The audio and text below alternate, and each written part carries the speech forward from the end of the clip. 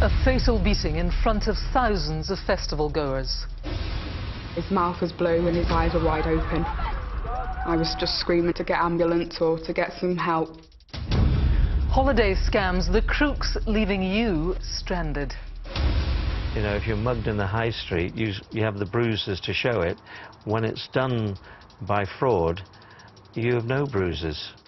The mystery of the body washed up on a Cornish beach. Suspicious by the very nature of the conditions he was found in. Why would you have a sock in your mouth? And the real-life search for the Holy Grail. Catching the criminals, protecting the public. This is Crimewatch.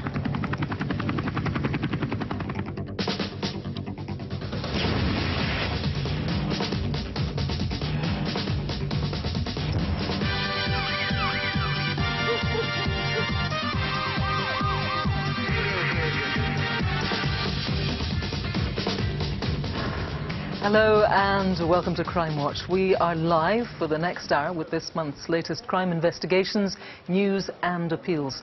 There are dozens of detectives in the studio right now, all hoping that you can crack their cases. I've also got my latest collection of faces, people wanted for GBH, drug dealing and murder. And some incredible CCTV, including this master of disguise, robbing a shop with a plastic bag on his head. And I'll have the exclusive inside story of how counter-terrorism officers caught a lone wolf setting off bombs across the West Midlands. The absolute pressure on us there is to put a name to the bomber and actually arrest him. Let's get him off the streets before any more bombs are set. Now, as we approach the end of July, we're in the middle of the summer festival season.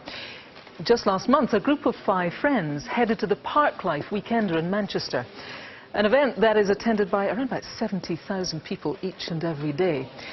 But what should have been a highlight of their summer went horribly wrong, and it all happened in front of thousands of witnesses.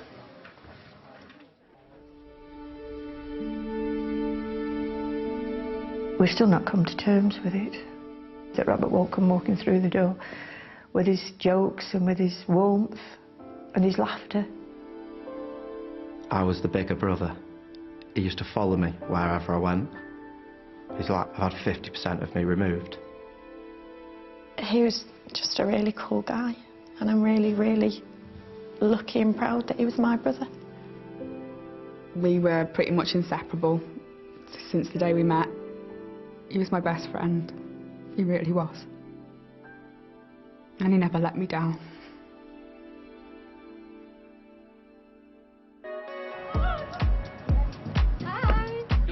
On Saturday, the 7th of June, Robert and his girlfriend Gemma met up with 3 of their friends. They're all going to the Parklife Weekender music festival in Manchester. He loved his guitar. Everything was based around music and making sure that when we went out it was, you know, a good lineup. We'd been to Parklife the year before, but he had gone out and got the tickets and came home and told me that he had a surprise for me. He was kind, very funny. He loved life. Wherever he was, he just, everybody would smile. He's the youngest, but he was such a fab uncle. He was the best.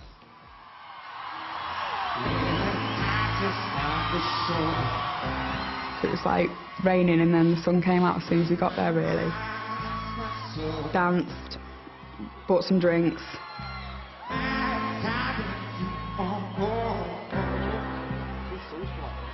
We just sat there and spoke to people and had pictures taken with them. Just had a lovely time together, just talking. And then went to watch the end of Rudimental.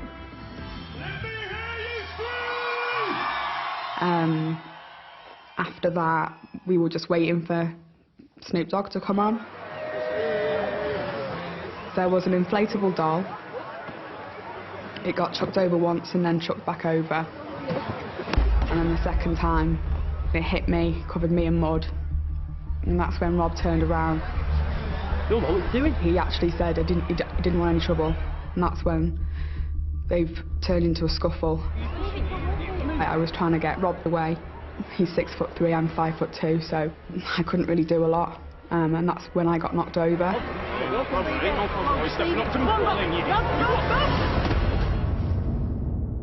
And then it was only within seconds that he came down next to me. Robert! Somebody help me! He wasn't breathing. His mouth was blue and his eyes were wide open. Robert! Please! I was just screaming to get ambulance or to get some help. Luckily there was 2 trained nurses on the scene. Someone just said to me, "We've got him back." The next thing I knew, he was just apologising to me. He was dazed, you know. But then you think, because people are telling you that he's all right, and it was far from it, really. So severe that sadly he just lost his life, he just lost the fight.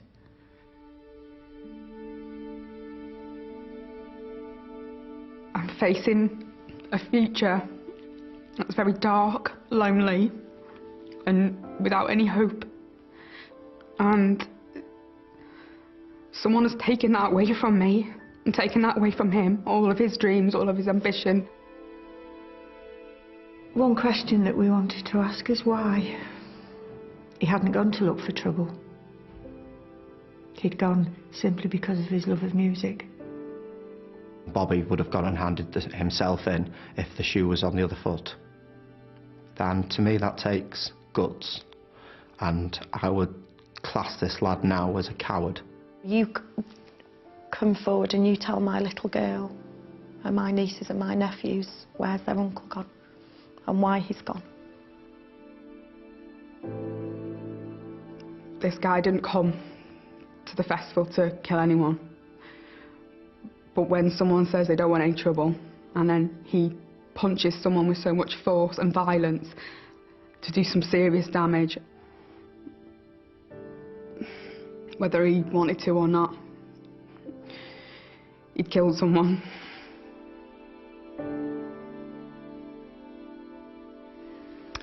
Why, as family are asking, well, why indeed? Detective Inspector Richard Eales from Greater Manchester Police is here. He's leading the team and the investigation. Thanks for joining us, Richard. I have to say, tragically, this is something that we see all too often here on Crimewatch, this sort of fight. Yes, I think it's fair to say that this was an altercation between the 2 of them and not completely one-sided. However, given the fact that this person left the scene and has failed to contact us, only makes matters worse for him. We are urging him to come forward. I believe we will find him. It's only a matter of time. Would it be fair to say that you have a pretty clear picture of the suspect thus far? Yes, that's correct. He's described as mixed race, 6 foot, 6'1". He had a muscular build and he was in his mid-20s. He had short dark hair which was shaved at the sides. He was wearing a dark coloured jacket and shorts. We also believe he was in company with a girl who had shoulder-length blonde hair, possibly wearing a pink top. Now, as I mentioned, 70,000 people each day at this really popular festival. Many of those people taking footage with their phones, taking stills photographs too. It'd be useful to let people know that they can download their footage onto your website. In fact, the email address to do that is on the screen now, and we would urge people tonight to do that. Any little piece of information visually might be very useful to you. As of right now, there are people that you certainly want to trace as potentially very helpful witnesses. Tell me about them. Yes, we've had some additional images that we have of people that we know that were stood next to Robert and Gemma at the time of the incident, and they may have crucial information and we need them to come forward to help us. It is also worth mentioning to people watching tonight that there are rewards, substantial rewards involved here. Yes, that's correct. The event organisers have pledged £20,000 and also Crime Stoppers this evening have pledged a further £3,000 leading to the arrest and conviction. OK, Detective Inspector Richard Eales, thanks very much for now. You saw the impact right there that Robert's death has had on his family. There are undoubtedly, I would think, people watching tonight who can help his family find the answers that they are looking for. If you are one of those people, please do call the studio now. Let me give you the number. It's 0500 600 600. Time for some crimes caught on camera now, starting with a violent robbery in London earlier this year. A train pulled... It's opening time at the Lloyds Bank in Stokenchurch in Buckinghamshire on the Monday morning last December. A white transit van pulls up as two female members of staff who are carrying boxes of Christmas decorations arrive for work. As they walk in, two men bundle them into the branch.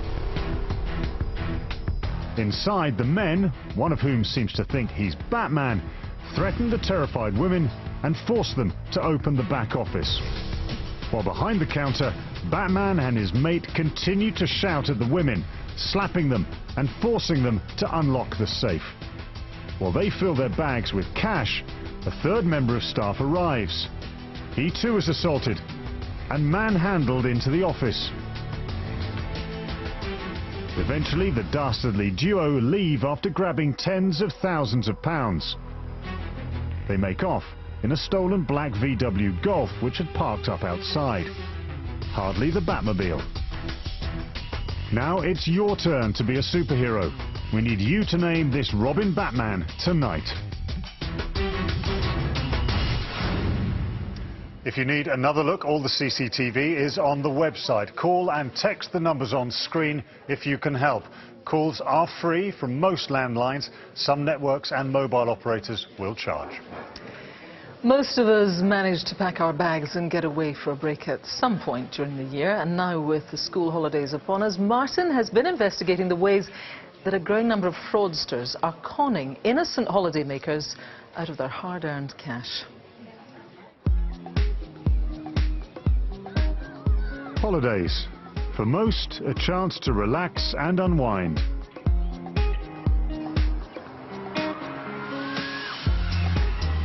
But for a growing number of holidaymakers, that's not necessarily the case. Fraudsters pocketed around £7 million from unsuspecting travellers last year. Fake websites, false advertising, phone and email scams left people stranded, either with no flights or with nowhere to stay. Suzette Mugliston fell victim to one fraudster when booking a caravan holiday in Porthcawl in South Wales for herself and her grandchildren.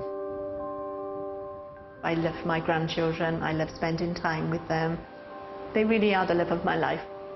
We'd had a rough couple of years, so I just thought we need a break, we need a holiday. As money was tight, she went online to try to find a bargain. Caravan holidays are expensive, so when I seen this one, I just thought, oh, I can't not email this person, and so I went for it. So she paid in full and was sent the details of the caravan's location. But when the family got to the site, they couldn't find it. We went round, just kept going round and round, stopping at empty caravans thinking, is this the one, is this the one? The caravan didn't exist. I just burst into tears. I didn't know what to do.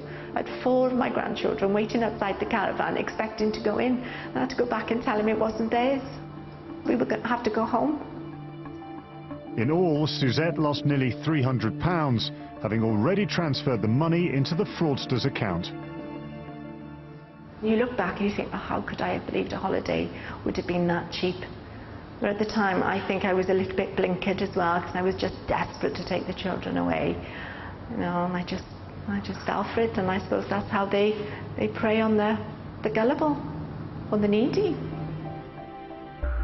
Last year, Jessica Scutt, the woman responsible for the family's heartache and that of other victims, was sentenced to 8 months in prison for fraud and ordered to pay more than £2,500 in compensation. Holiday fraud is a growing problem, and with half of us now booking online, experts say it's only going to get worse. Well, the scale of holiday fraud is significant. Around 50% of the reports made last year were either accommodation fraud or flight ticket fraud. How are the fraudsters doing this? Accommodation fraud is when they're able to set up fake websites that look genuine, then engaging with members of the public, making false representations and taking hard-earned money. And flight ticket is using fraudulent credit cards to make bookings, or rogue travel agents saying that you've got your flights, but actually there are no flights. The tickets aren't worth the paper they're written on. Tim Kelleher and his wife Diane were conned when organising a trip to Cork for themselves and 23 friends. It's a fantastic event, so much so we've been going for over 20 years. I was really busy at work, and so I decided to use a guy that we knew of to do the booking for us. The group gave the agent around £6,500 for flights and accommodation. The flights were confirmed by the airline, but when Tim called the hotel, he was in for a nasty surprise. It was at that point I got the shock of my life when they said, well, we don't have a reservation for you. The agent had pocketed the group's cash, leaving Tim to foot the €2,000 hotel bill. We couldn't let our friends down and just say, well, there's a hiccup and you need to pay it again. I felt that the priority was to reinstate the booking. It's like being mugged on the internet. You know, if you're mugged in the high street, you have the bruises to show it. When it's done by fraud, you have no bruises. So what can we do to protect ourselves against the holiday fraudsters? First of all, do some research. Put the name of the company or the individual you're dealing with into a search engine, because chances are if they're trying to scam you, they've scammed other people as well. Always look for the logo. Look for membership of a reputable trade association such as APTA. Or if you're booking a package holiday involving a flight, then check that the company has an air travel organiser licence, an ATOL licence. Pay either by credit card, because you're then covered by the Consumer Credit Act, in which case your bank would have to refund you. The worst way to pay, though, is to pay by bank transfer directly into a private individual's bank account, because if that person turns out to be a crook, it's a bit like you've handed cash to a total stranger, and it's virtually impossible to get that money back if there's a problem. So, following a few simple rules can help ensure you don't get caught out by the holiday fraudsters. All you need to worry about then is the weather. Well, if you want to take another look at Martin's report or need some more advice, then just head to our website. Still to come, the brutal murder of a university student on her way to lectures in Colchester. And how a forensic artist helped police in an otherwise baffling case. The body can be in a totally different state depending on when they were found, where they were found, what had happened to them. So I altered the image to try and show a realistic interpretation of him.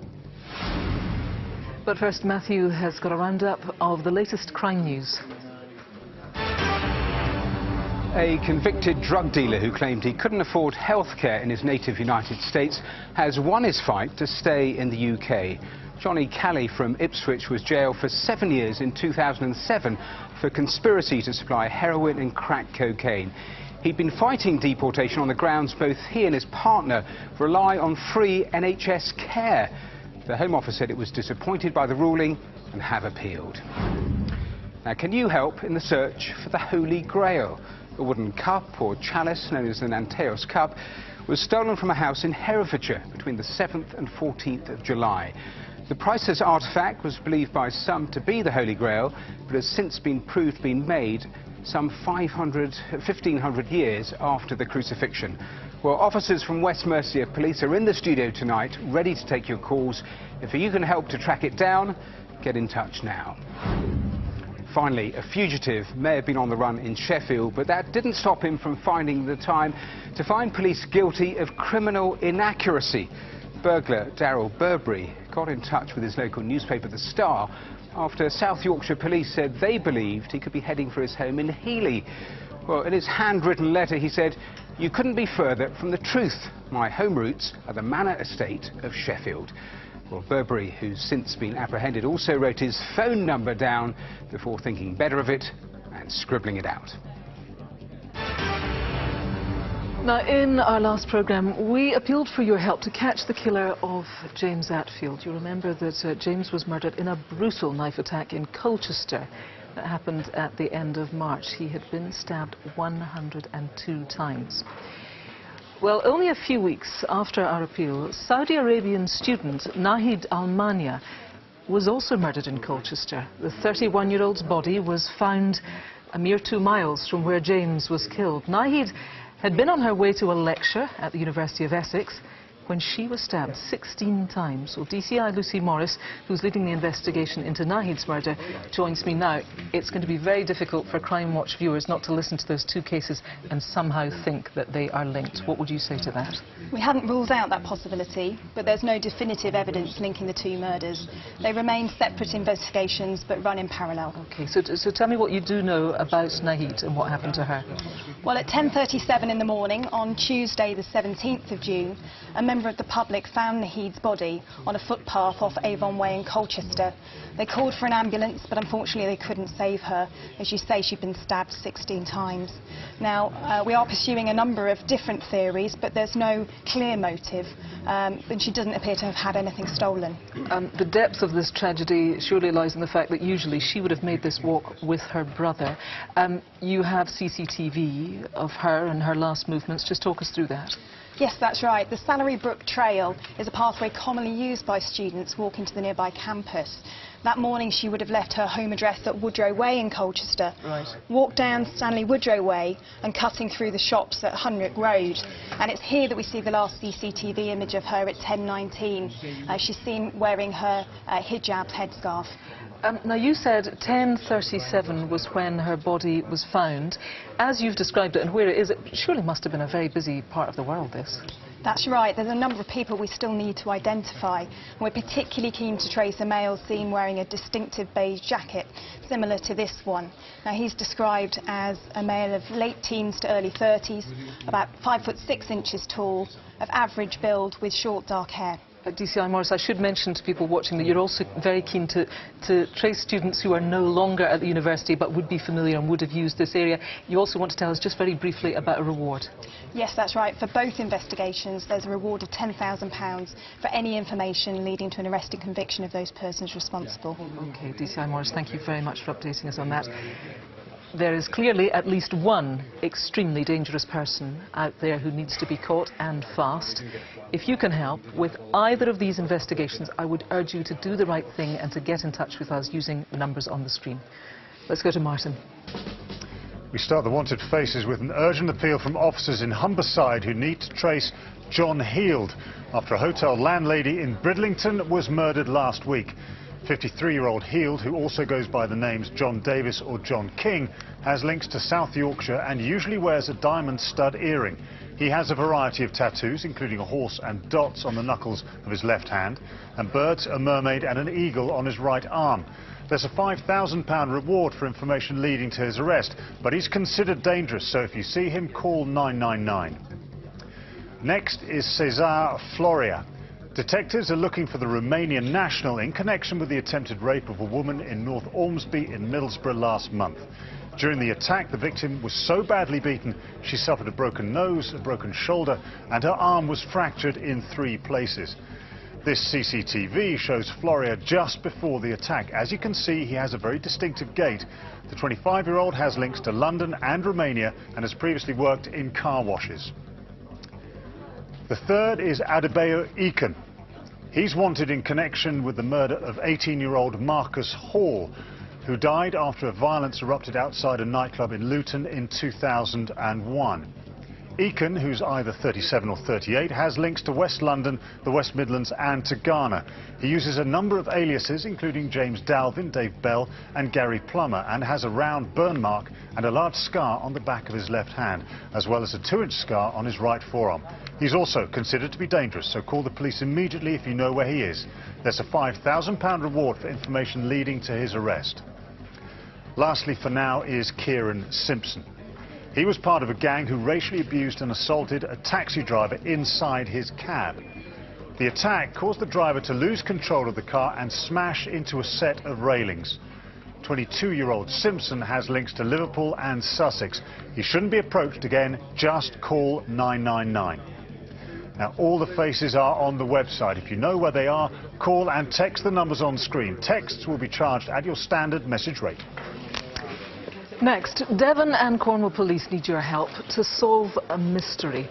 In February, a man's naked body was washed up on Perranporth Beach on Cornwall's north coast. There were some signs of possible drowning, but police are still treating the death as suspicious.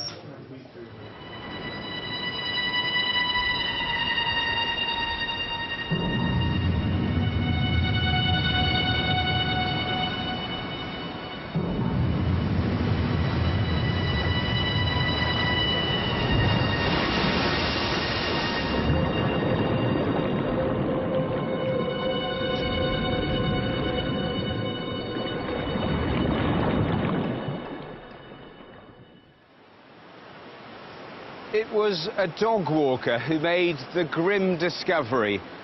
A man's body was found washed up here, naked, apart from socks and one shoe. This beautiful beach, which is famous for its surf, was suddenly a crime scene. For the police, it triggered an investigation into a death which 5 months on is still a mystery. As well as some signs of drowning, the man also had significant injuries to his chest and to his head and hand. Bizarrely, he also had white headphones looped around a sock, which was in his mouth. We didn't have anything to go on at all, really. We had a body washed up on the beach. We didn't have any clothes or identification. We didn't know where he'd gone in. We didn't know how long he'd been in the water even. So it was a really challenging investigation right from the start. We are used to having bodies washed up on the beach being a coastal area. This was very different, though. And instantly suspicious. Suspicious by the very nature of the conditions he was found in. Why would you have a sock in your mouth? It's not a usual...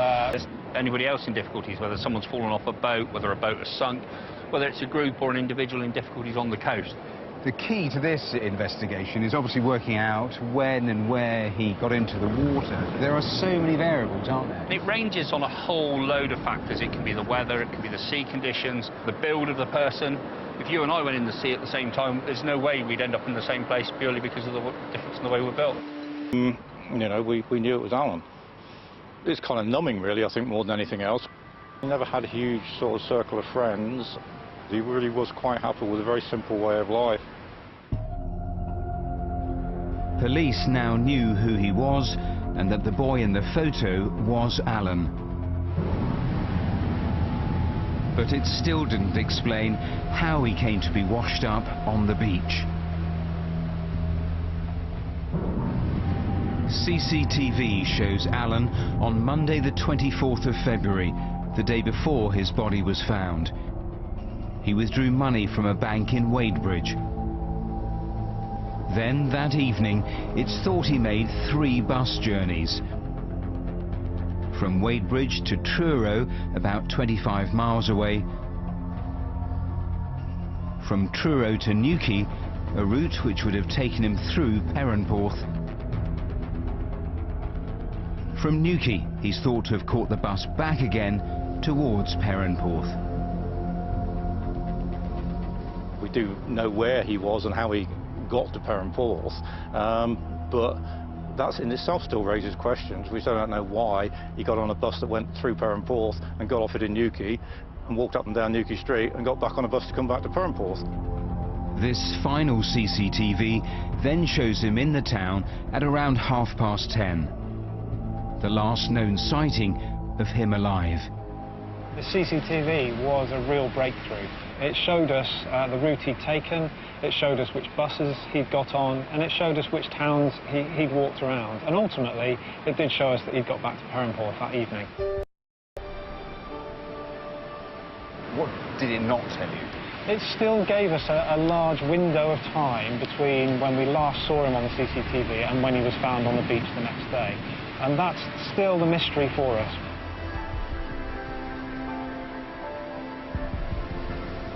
Did he meet anyone? Did he see anyone?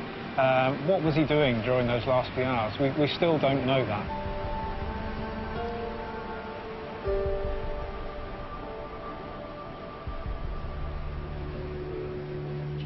And DCI Dave Thorne is here now leading the investigation, of course, and still being considered by you as a suspicious death. Absolutely. At the end of the day, he had a sock rolled up in his mouth with headphones around the back of it, and we have to treat that as suspicious. He also had injuries we couldn't explain, but really, ultimately, he had a sock rolled up in his mouth, which is very unusual. Tell us what help, then, Crimewatch viewers can be tonight. Alan lived a solitary life. He didn't have any close contacts. We need to know whether people had contact with him. We need to know whether people met him, particularly on that evening. DCI Thorne, will you just take us through that CCTV again, just to give viewers another chance to take a look at it? Where and when? Alan took a bus to Truro. He arrived at Truro about 6:15. This is him getting off the bus. He walks around Truro for a little while before getting another bus to Newquay. This is him in Newquay. At about 8:15, he's had to travel past Perranporth, but he then gets another bus back to Perranporth, which is him there, seen at about 10:30. Yeah, so does anybody remember seeing him on that evening? Just quickly take us through the journey here. So he's taken the bus from Wadebridge down to Truro. From Truro, he then goes via Perranporth to Newquay, gets off, gets another bus back to Perranporth. We thought it looked like a light jacket. In fact, you recovered a dark jacket on the beach. The jacket on the beach was much darker than the one seen in CCTV. We want to know whose jacket that was, where that's come from. OK, Dave, for now, thank you very much indeed. If you can shed any light at all on what happened to Alan, please do get in touch using the usual numbers on the screen. Or, of course, you can speak anonymously to Crime Stoppers. They're on 0800 555 111. And if you yourself have been a victim of crime, there is the Victim Support Line. Their number, 0845 30 30 900. Now, it's just over 4 years since this man suffered a truly horrific death in North London. Kester David was found burnt to death on the 7th of July 2010. His distraught family, including his 80-year-old mother, have been left in limbo since his death. Well, DCI Noel McHugh is here with me. And Noel, tell me more about the circumstances surrounding this death. 7th of July 2010, Kester David's body was discovered in a railway arch at the rear of Travis Perkins, which is Bloomfield Lane, Palmer's Green, North London. He'd suffered from burns and smoke inhalation. We know at 4:20 a.m. is when the incident most likely happened because CCTV picked up a bright light. Now, you've built up a picture of his life. Tell me what we found. Kester David was a part-time bus driver. He worked for Arriva, working from the Wood Green depot. His passion was DJing on the soccer and calypso scene, and people would have known him as DJ Bain. Now, you have some very important CCTV. Just take me through it. Yes, at 9 p.m. on the night before Kester was discovered, so that would be the 6th of July, he attended the Texaco petrol station on Lordship Lane. He had a jerry can which he filled with petrol. He went away. 20 minutes later, he returned with his white Ford Transit van. He put petrol in the van, it broke down, he called the RAC and he left at about 11 p.m. Then at 3:23 a.m. in the morning, a male attends the petrol station and purchases petrol in a fuel can and then walks off towards Green Lanes, and the male is then seen at 3:55 a.m. in the morning. Now, Kester David's family have viewed that male at 3:23 and 3:55 a.m. and they say that that is not Kester. So we need to know who is that male. Now, his mobile phone was used in the weeks after his death, wasn't it? Yes, that's correct. Kester had a BlackBerry Curve mobile phone. It's never been recovered. On July the 14th and 15th in the Wood Green shopping centre area, it was used, and then on the 22nd of July near Whittington Hospital it was used. The caller will, or the user will recall that they were unable to make any calls because the phone was locked. So who made those calls and where is Kester's phone now? Finally, someone has been in contact with your team. You are desperate that person gets in contact again, aren't you? Yes, we were contacted by an individual using the name Sharon. Sharon clearly holds important information and claims to know who is responsible for Kester's death.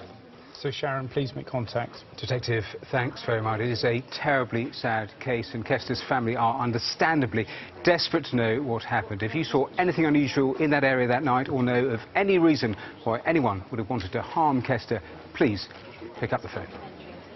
So still to come, how counter-terrorism officers foiled a white supremacist determined to kill. My dad was 82 years old, could never ever have defended himself.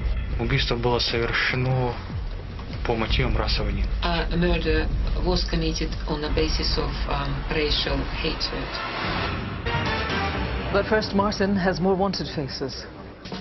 We start this time with Lamonas Sapuskas, who's wanted after he failed to turn up at court to stand trial for GBH with intent after a man was attacked by a gang armed with a crowbar and a hammer. The 41-year-old has links to Lithuania, the West Midlands, Somerset and South Wales. He's a big chap at 6'4" and is described as being of extremely heavy build. Next is Darren Byrne, although police aren't convinced that's his real name. He's wanted in connection with a conspiracy to supply drugs worth more than £5.5 million. The 31-year-old has connections to Dublin and Liverpool. Number 7 tonight is Nigio Habib. The 44-year-old is wanted in connection with an incident during which bullets were fired and a hand grenade thrown at a house in Essex. Habib, who has connections to Ilford, London and Birmingham, has a small scar on the side of his nose and is described as having a London accent. He also goes by the names Claudio Mohammed or just Jimmy. And finally we have Nigel Anthony Rowell, but he uses lots of other names including Nick Rowe and Nigel or Nicholas Powell. Detectives want to speak to him about a series of burglaries and thefts, the most recent of which saw 3 guns, thousands of pounds worth of computer equipment and a Land Rover stolen from a small business in Devon where Rowell had been working. The 49-year-old has links to Weston-super-Mare, Blackpool, Birmingham, Bournemouth and throughout Devon. Rowell, who has a Brummie accent, should not be approached. Call and text on the usual numbers if you recognise any of tonight's faces. They're all on the website and available on the red button until midnight. Now, updates on some appeals that we've featured, and in March we brought you the case of 36-year-old Simon Holdsworth, who was killed as he made his way home from work in Sheffield. Happened just before Christmas. Well, 2 weeks ago, 45-year-old Sean Wainwright of Dagenham Road in Sheffield was charged with Simon's murder. He is currently on remand and will appear in court again in November. We'll update you on that when we can. We can also bring you the latest on the murder of Jean Campbell. The 53-year-old died after being attacked while walking her dog near her home in Glasgow in December. Well, this morning, a 21-year-old man from Glasgow was committed for trial, accused of Jean's murder. He was remanded in custody. Now, many of you will remember this face. Elaine Doyle was just 16 when she was murdered after a night out in the small Scottish town of Greenock back in 1986. Well, in 2011, we reconstructed her last movements and appealed for your help to find her killer. Well, the following year, 49-year-old John Doherty from Greenock was arrested after his DNA was found to match that taken from the scene. And last month, Doherty was convicted of Elaine's murder. Sadly, Elaine's father, Jack, died before he saw her killer convicted. Doherty will be sentenced next month. The last of our CCTV now, starting with a chilling attack on a woman in Manchester city centre just before Christmas. A woman is walking to work early on a Sunday morning. Just behind her is a man with his hood pulled up. As she walks, he quickens his pace to keep up with her. He follows her for a while along Deansgate. As they cross Tonman Street, he catches up with her and tackles her to the ground. He then sexually assaults her. Police think the same man attacked another woman in the same area around 30 minutes beforehand. On that occasion, the cameras get a clear shot of his face. A predatory sex attacker. We need him off the streets tonight. Name, please.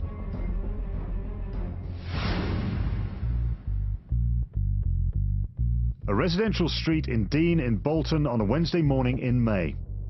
A bloke in a hoodie is hanging around. As he wanders into the road, a 79-year-old woman who's walking home after collecting her prescription passes behind him. Another man follows the old lady into the lane. He walks behind the pensioner as she slowly makes her way down the alley towards her back gate, while the man in the hoodie stands guard. As the lady takes out her key, he grabs her handbag, the force pulling her violently to the floor. The thieving pair then run off with the bag. These lowlives robbed an elderly woman. Now, the images aren't great, but the victim did say the men spoke in a foreign language. If you know who they are, please tell us their names. Inside a busy convenience store in Hemel Hempstead on a Friday morning in May. As the female cashier finishes serving one customer, a man in an extremely high-tech disguise walks in. Look, it's even got eye holes. But despite his comedy appearance, he's not messing around. Behind the counter, he pulls out a knife and threatens the woman, who opens the cash drawer for him.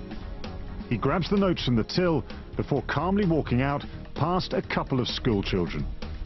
Now we need your help to bag this random robber tonight. He may be masked, but someone knows who he is.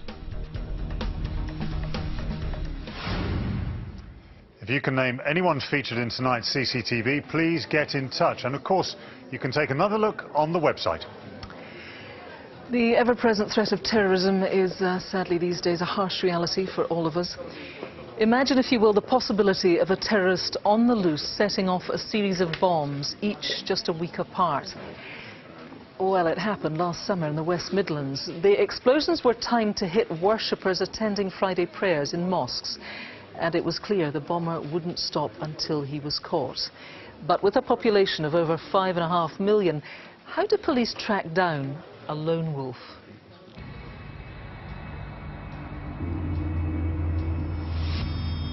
It's a real nightmare scenario. We just didn't know who was behind this. We just had to find that bomber before the next bomb went off.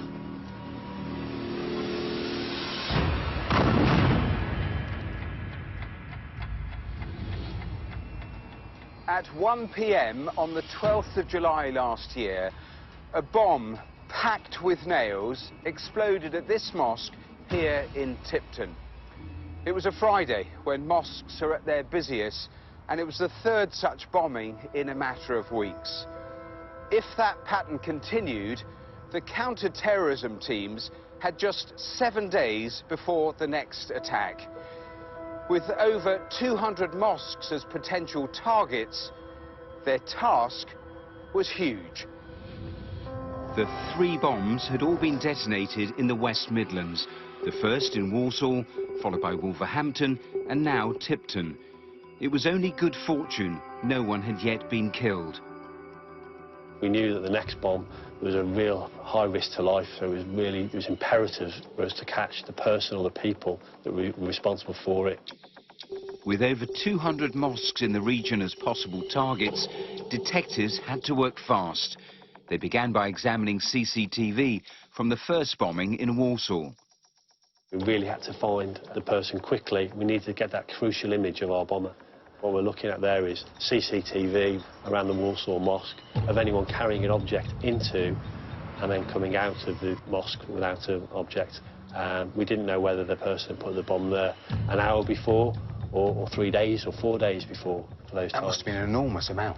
Yeah, there's thousands of hours worth of CCTV. After following dozens of potential suspects on CCTV, the trawl finally revealed one man whose suspicious actions stood out. The white man in dark clothing was seen carrying a bag outside the mosque just before the explosion. The key then was to follow that person on a number of CCTV cameras, just trying to find that clue to who that person was, where they lived, so we could identify and arrest them as quickly as possible. As well as the CCTV images of the suspect, detectives had one other significant lead. The remnants of one of these, a child's lunchbox used to conceal the first bomb. Having now pinpointed the main suspect, next they needed to trace his journey to the mosque. After following his route in reverse on dozens of cameras, they finally got a clear image of his face, and he was carrying a green Asda bag. Detectives were convinced the lunchbox containing the bomb was inside that bag.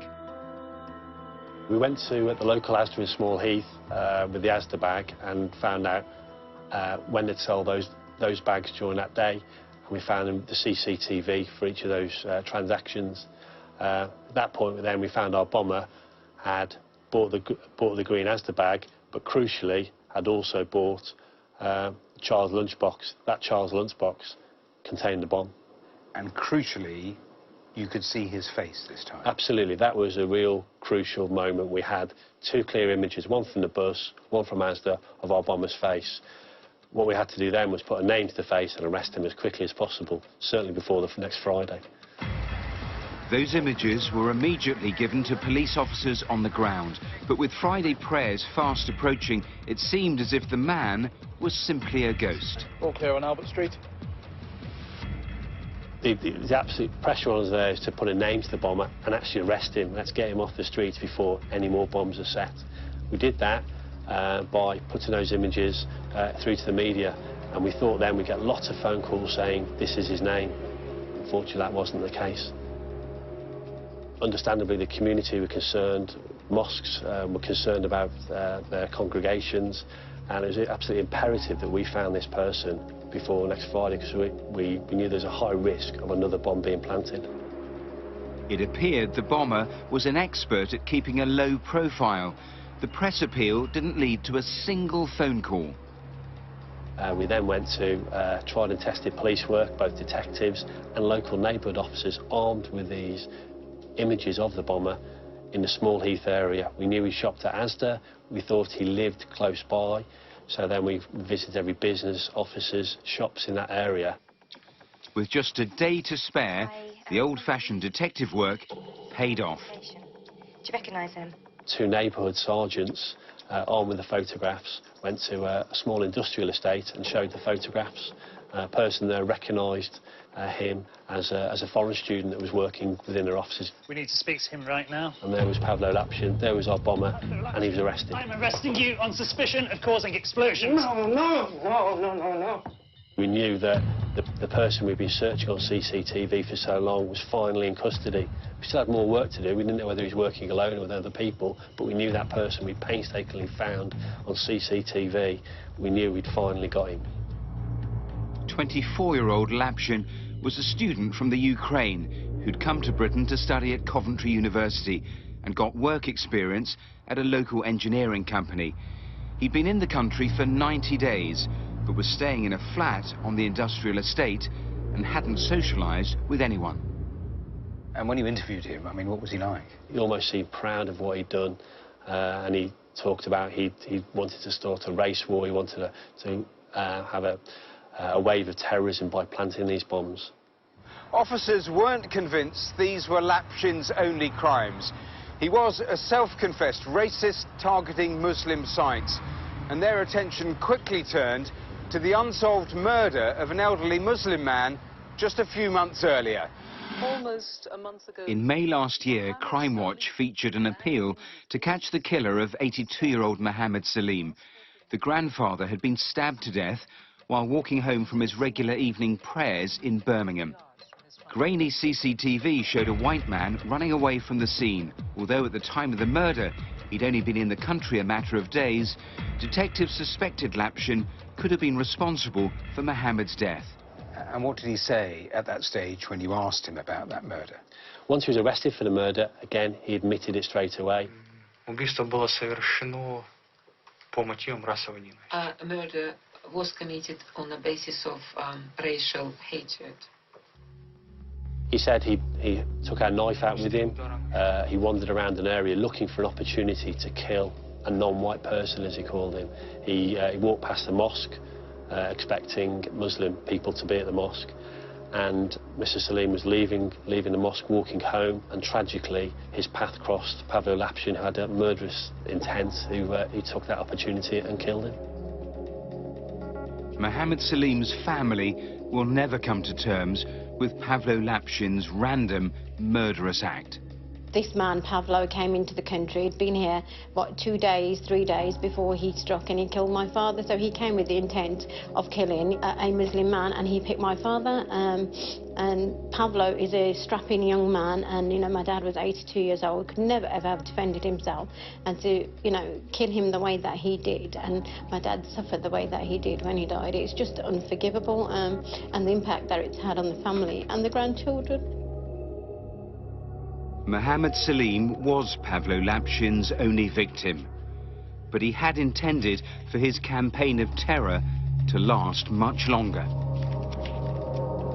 In his room we found other bombs ready to go. We knew he would have carried on if he had not been stopped. I think he's an extremely evil but misguided individual. He's influenced by right-wing ideology. Came to Birmingham, killed a defenceless elderly gentleman and caused real fear and concern amongst the whole community with his bombing campaign, and rightfully he's behind bars. All that horror and havoc, and he'd only been in the country, what, 3 months? Yeah, this was a man who boasted he wanted to start a race war. It was only because he got the time wrong for Friday prayers that no one was killed in that nail bomb in Tipton. I mean, he saw the bomb factory in his flat. This was just the start. He also wanted to taunt police about who killed Mohammed Salim. He'd written anonymous notes which he planned to send. And definitely acting alone? Yes, they went to Ukraine, they analysed his phones, his computers to see if he was part of a cell or a right-wing group. He was a loner, but the computers were packed with white supremacist material driving his hate. There was also this video of him testing one of his early bombs. It's worth seeing.